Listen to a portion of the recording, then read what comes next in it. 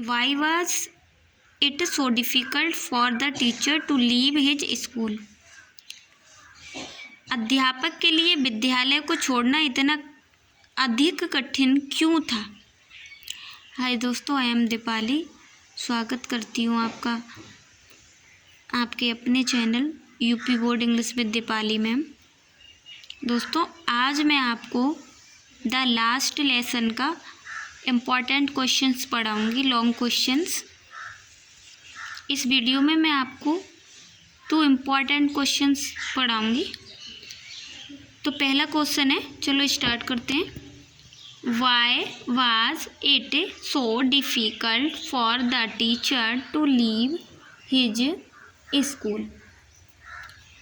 अध्यापक के लिए विद्यालय को छोड़ना इतना अधिक कठिन क्यों था?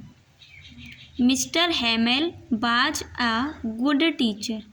मिस्टर हैमेल एक अच्छे टीचर थे। He had been in this school for 40 years।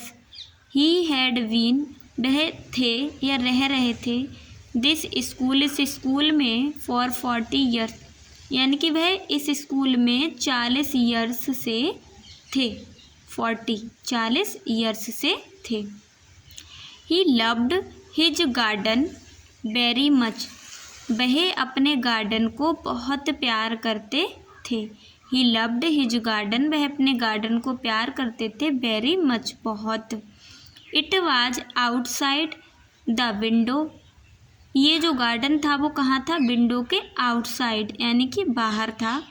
And his class was in front of him, और उस गार्डन के सामने ही उनका क्लास था।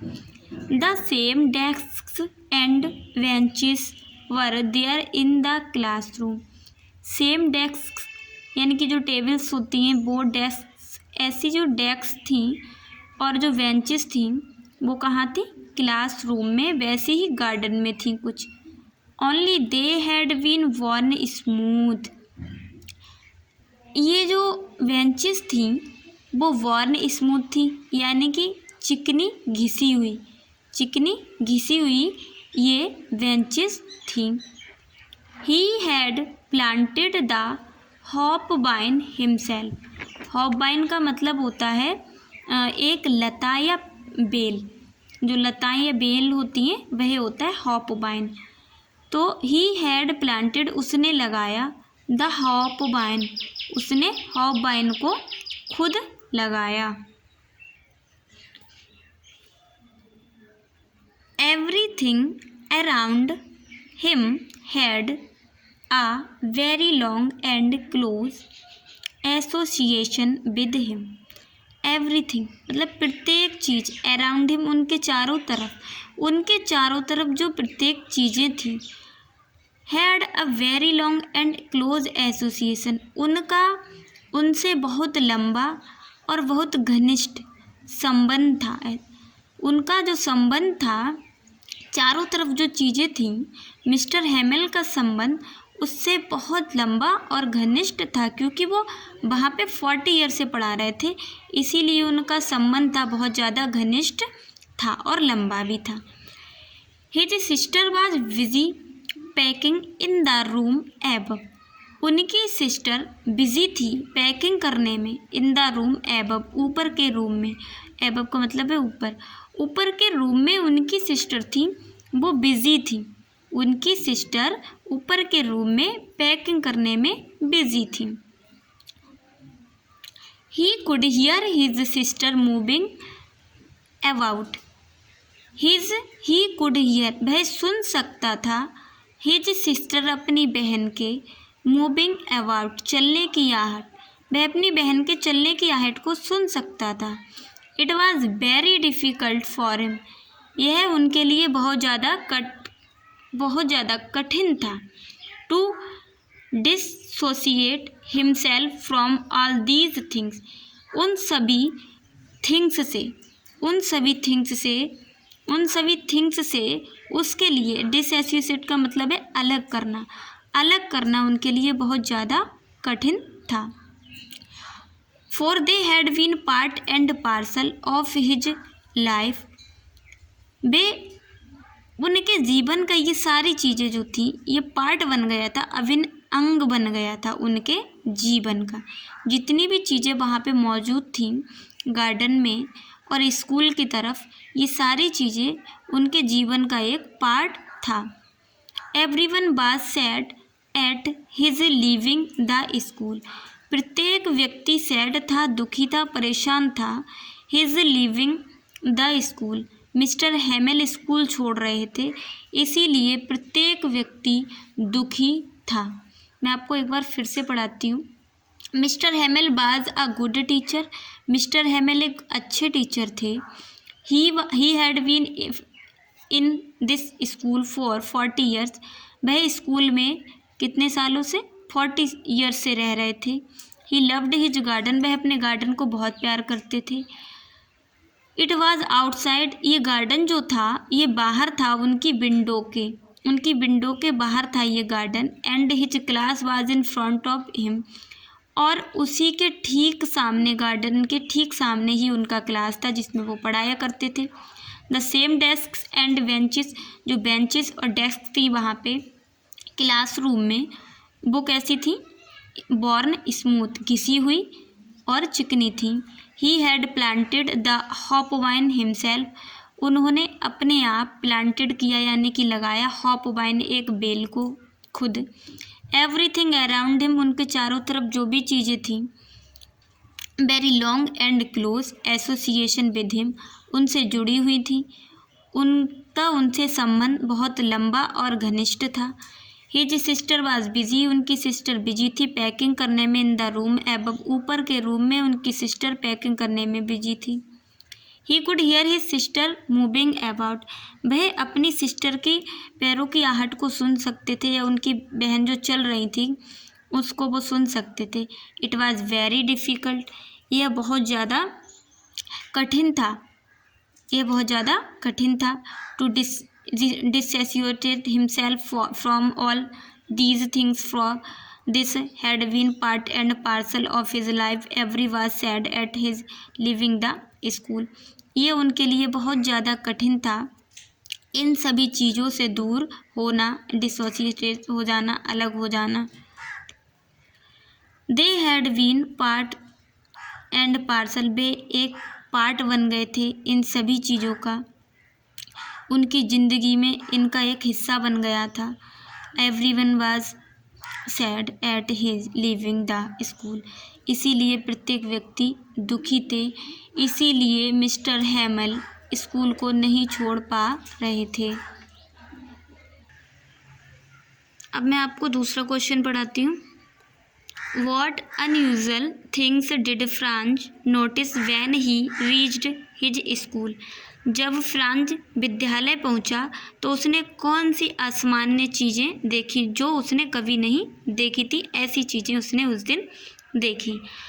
The school usually began with a great hustle, इसे पढ़ते हैं हशल, इसमें टी साइलेंट रहता है।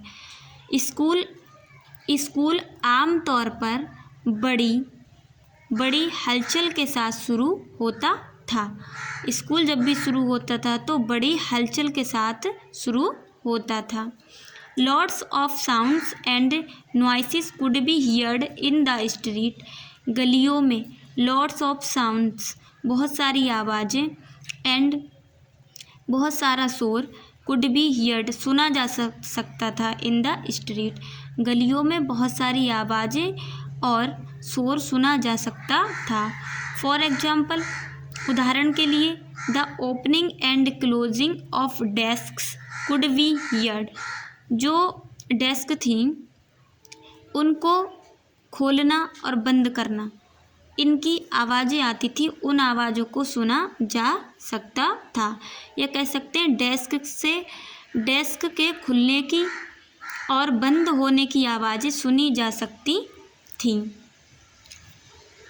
चिल्ड्रन रिपीटेड दियर लेसन्स, बच्चे थे वो अपने लेसन्स को रिपीट करते थे। लाउडली इन यूनिशन, एकता के साथ बच्चे जो थे वो अपनी लेसन्स को, अपने चैप्टर्स को लाउडली ज़ोर ज़ोर से रिवाइज करते थे, ज़ोर ज़ोर से पढ़ा करते थे। The rapping of the teachers, rapping होता है खटखटाना। The rapping of the teachers rod, teachers जो हाथ में रॉड लेते हैं मारने के लिए बच्चों को, उसको खटखटाते थे। ऑन द टेबल, टेबल पर। कुड आल्सो बी हियर्ड, इस बात को भी सुना जा सकता था। वट दैट डे, लेकिन ऐसा पहले होता था, लेकिन आज that day it was all quite, लेकिन अब हेमल आया है, उसने देखा है, मतलब जो फ्रांज आया है उसने देखा है तो उसे कुछ अलग दिख रहा है। What that day it was all quite, लेकिन उस दिन कुछ नहीं हो रहा था, न टीचर खटखटा रहा था कुछ भी, न बच्चे शोर कर रहे थे गलियों में, तब कुछ भी नहीं हो रहा था।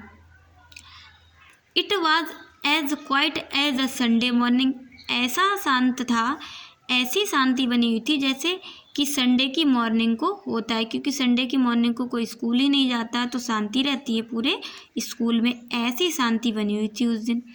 Franz could see through the window, Franz ने थ्रो द विंडो, झाँक कर देखा खिड़की की तरफ, खिड़की से झाँक कर देखा।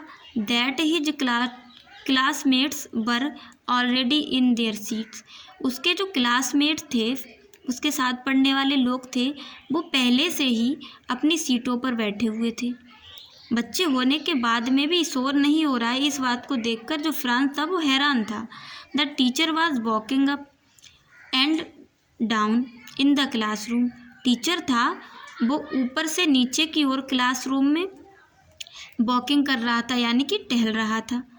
He had his terrible iron rod under his arm, teacher के पास, ही हैड मतलब यहाँ पे ही का मतलब है टीचर, टीचर के पास एक टेरिबल, एक खतरनाक आयरन की रॉड थी, छड़ी थी।